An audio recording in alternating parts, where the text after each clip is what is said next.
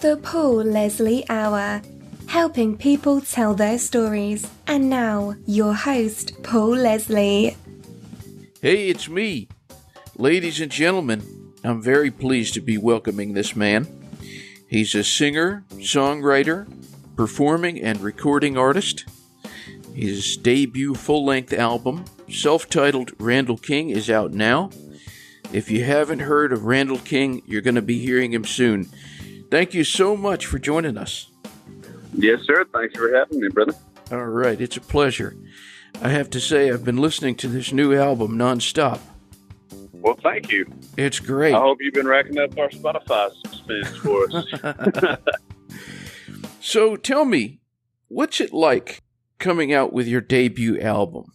What kind of message are you trying to send? Man, I'm just trying to represent myself in the best light possible. This record represents a lot of the roots that I come from. It represents my personal history, my personality. When I write songs, I try to write my personality into them and show people who I am. And that's what this record is, man. There's a reason it's self-titled, and it's just country, man. It's me. Everything about it is me. And the part of the country you're from is West Texas? Yes, sir. I'm from Lubbock, Texas, where Texas Tech is. So for anyone who hasn't been to that part of the country, tell us, what would they expect to see, and what's it like in that part of Texas? Oh, man, it's flat as hell. It's dusty. You can watch your dog run for about 10 days. It's cool. It's a good place, man. Ain't nothing like the sunsets in West Texas. And you got the canyons, you got the big night sky. It's a little bit like a John Wayne movie, but, we're modernized. You like West Texas? I do like West Texas. I've been there my whole life. Do you ever see yourself moving? Yeah, I do. I think when the time is right, it'll either be Nashville or, Fort Worth. Maybe one day, hopefully, I'll be able to move down in the hill country towards San Antonio, one of those areas. But right now, it's where we are. It's where we're based out of. It's where we're building everything out of, and then we'll be able to take the business and progress it forward, move out. But right now, I've been looking for an excuse to get out of Lubbock for about 8 years, and I've been there 9. And I've never found a reason to, man. I've always found a reason to stay. That's great. Well, tell us about your family roots. Yeah, man. My dad's a trucker. I come from 4 generations deep of truckers and hay haulers. And I started with my grandpa, or my great-grandpa, and went down from there. And, I grew up in a little town called Hereford, Texas. And it's a cattle town, feed yard.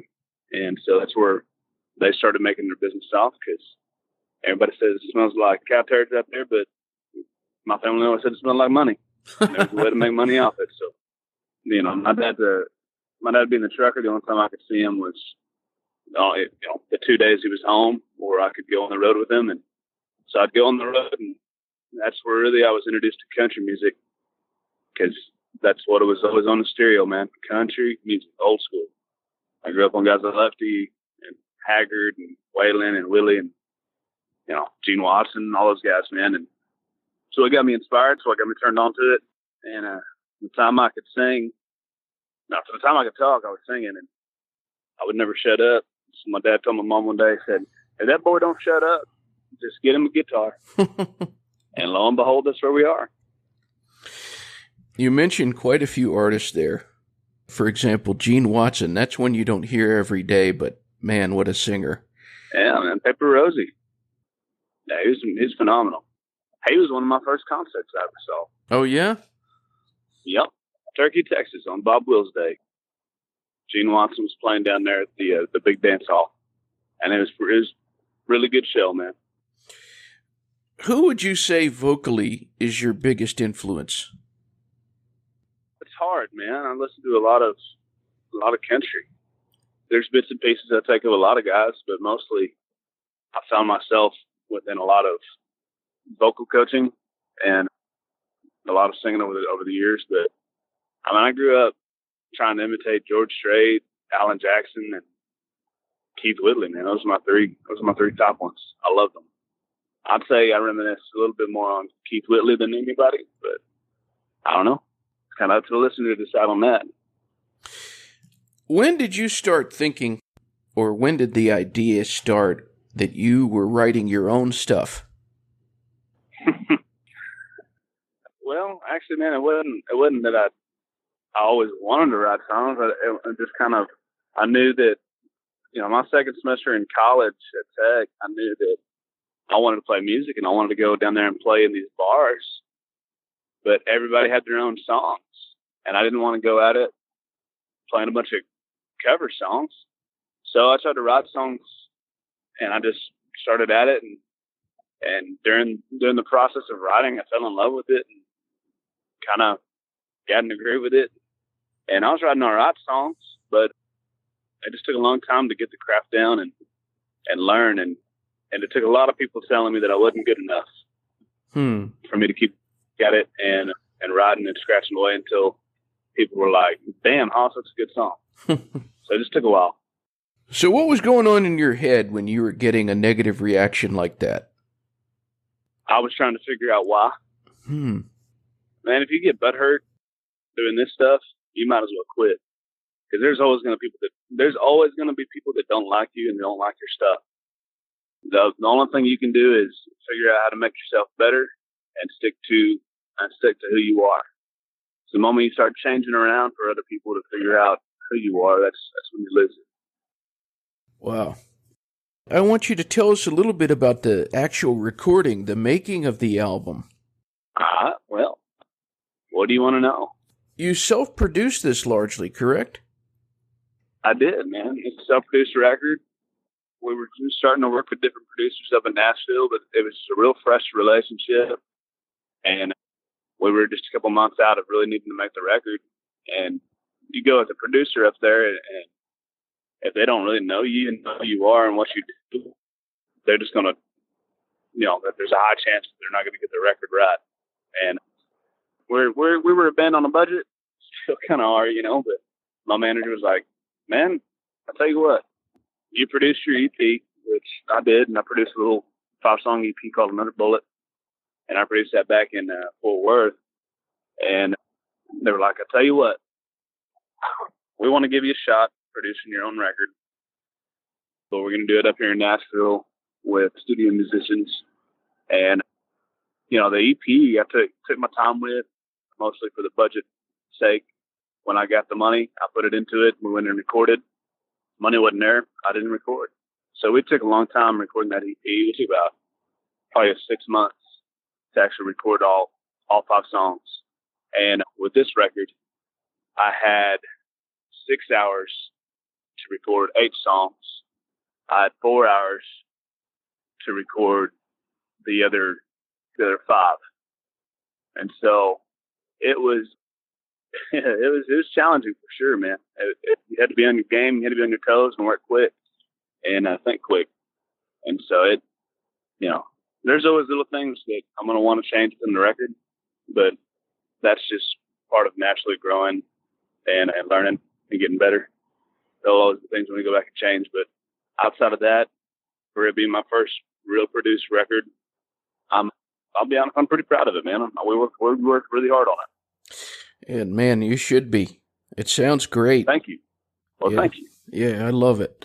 Now, one of the musicians who contributed to this album, just basically almost anything I've heard that he's done or worked on, he just really, really is a quality musician. I'm hoping you can tell us about Bobby Terry.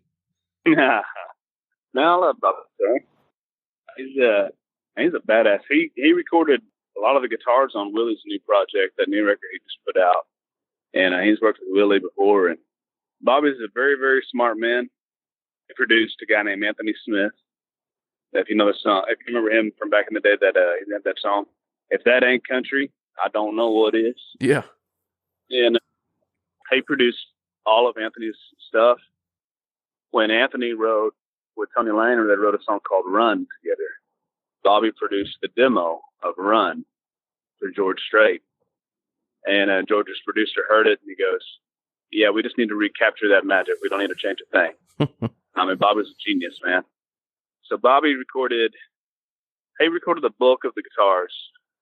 Him and a guy named John Conley, who's Kenny Chesney's guitar picker.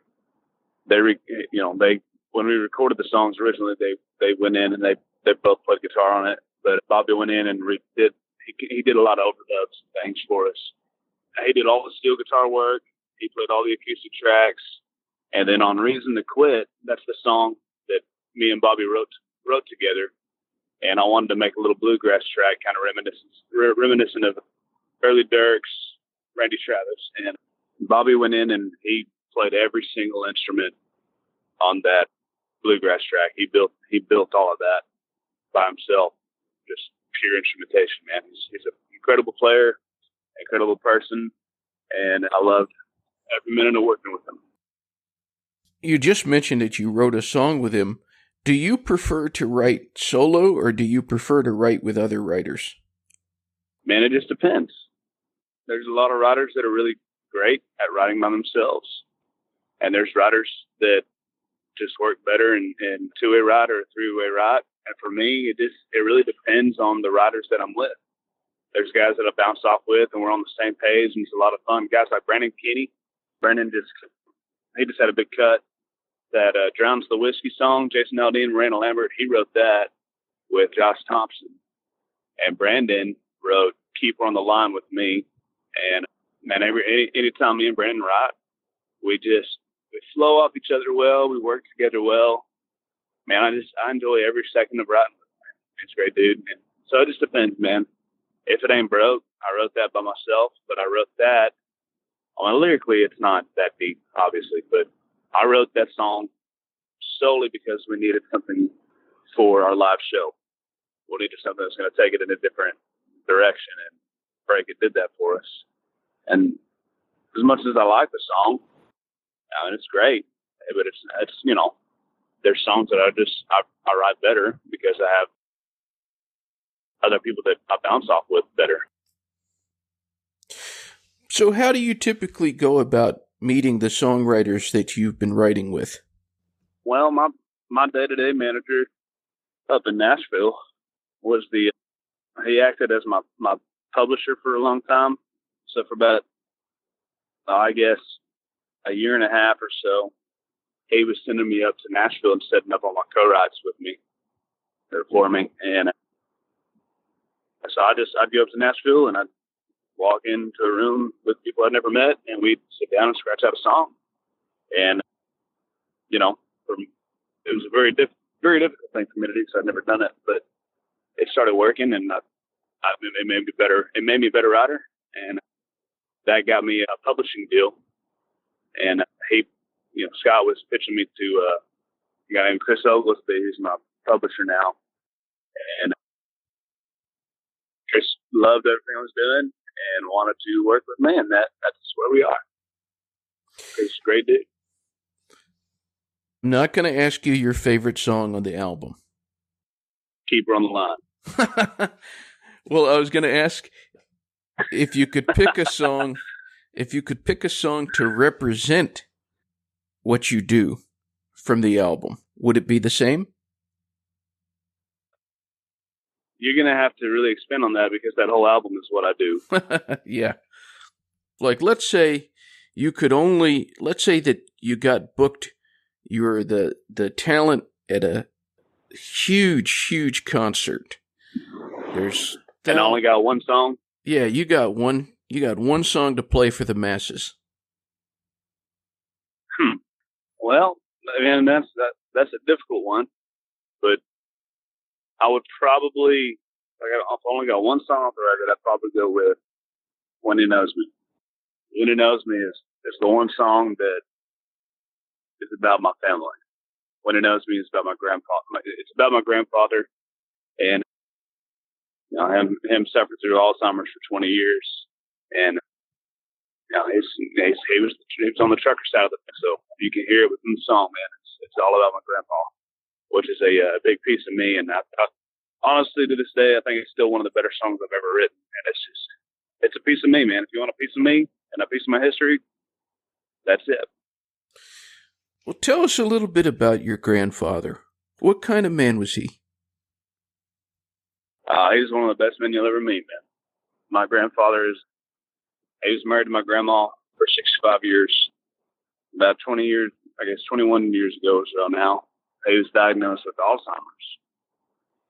They caught it, but it was in a time where they didn't really know much about it. And so it didn't really start setting in real bad until about 10 years into it.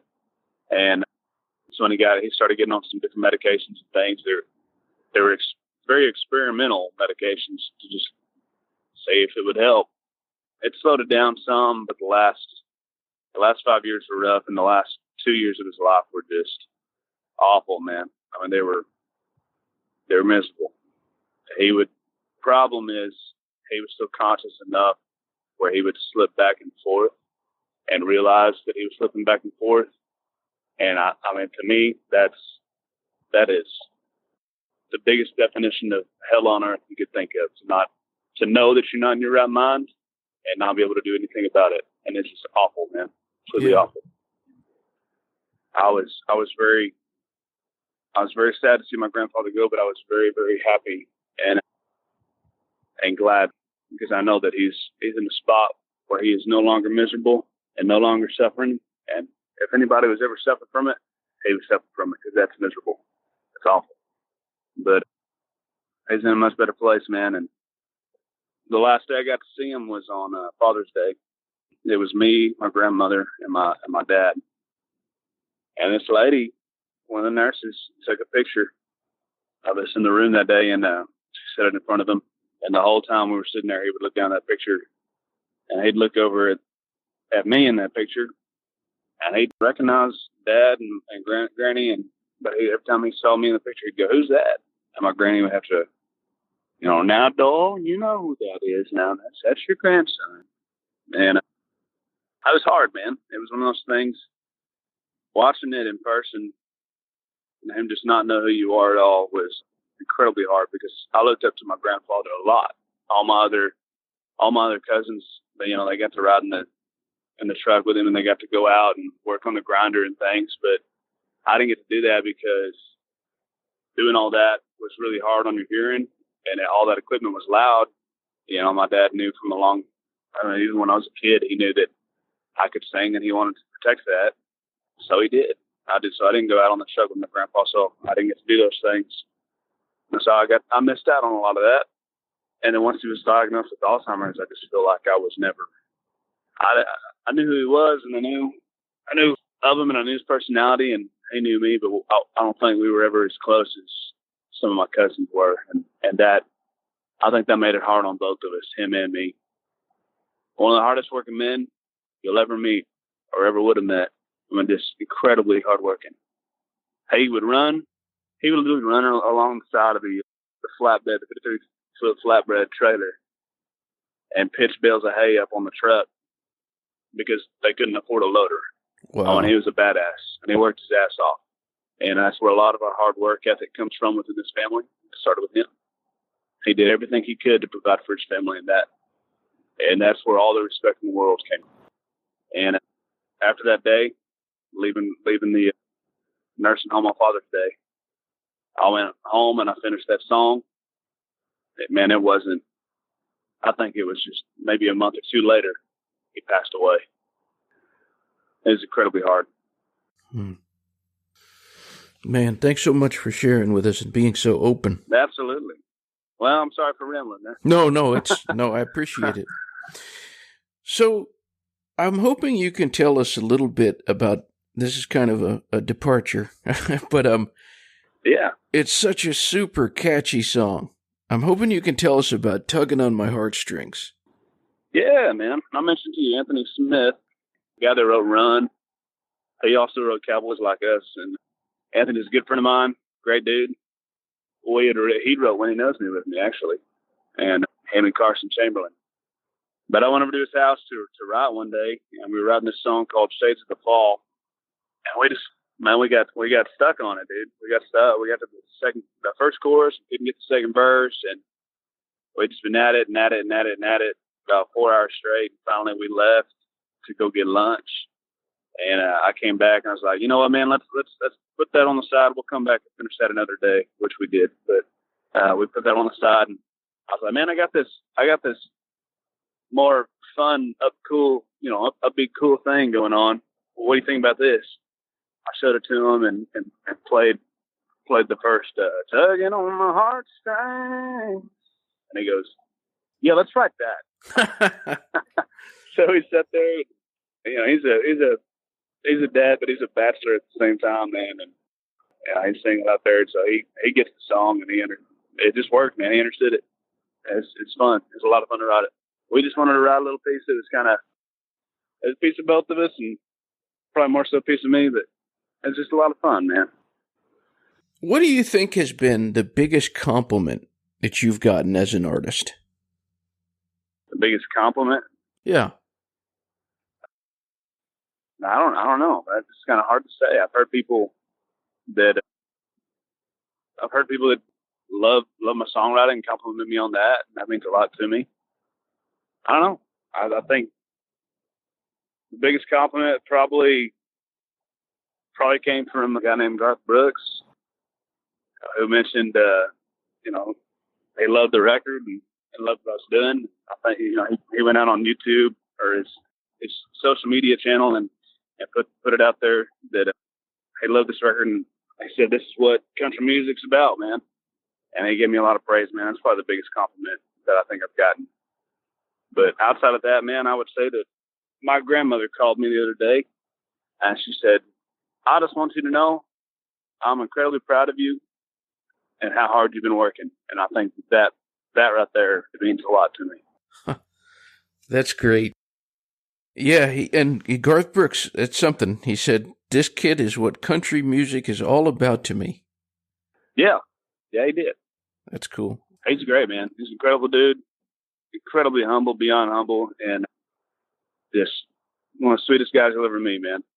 That guy's, there's nothing more you can say to him other than he's the biggest star on the planet with the most humble attitude you could ever imagine. It's incredible. Well, tell us about that song, The Road I'm On. Yeah, man. I wrote that with Garth, and that's supposed to be the new opening song on his new tour. And when you download his new record, you get his single, and then you get that song. So it's one of two. But The Road I'm On is a really special song that we wrote together for his fan base. It's a big tip of the hat. It's a big thank you to his fan base, and for believing in him and being there in the moment with him at his shows. So it's a song that's going to work really, really well for him live, I believe. I mean, it's just a big, he's a huge-hearted, humble man, and that's what that song is. And I saw on your website you've got quite a few dates booked. I'm hoping you make it out to the Georgia, South Carolina area sometime soon. Yeah. Well, me too. We have not been to the East Coast yet, so that'd be nice. Well, I'll be there. Yes, sir. I hope so. What is the best thing about being Randall King? Shit. Man, I don't know. I'm pretty blessed to be who I am and where I am. I don't know that there's a best thing. I think that there's a best thing about everybody being who they are. But for me, God's put me in really good places and opened a lot of doors for me.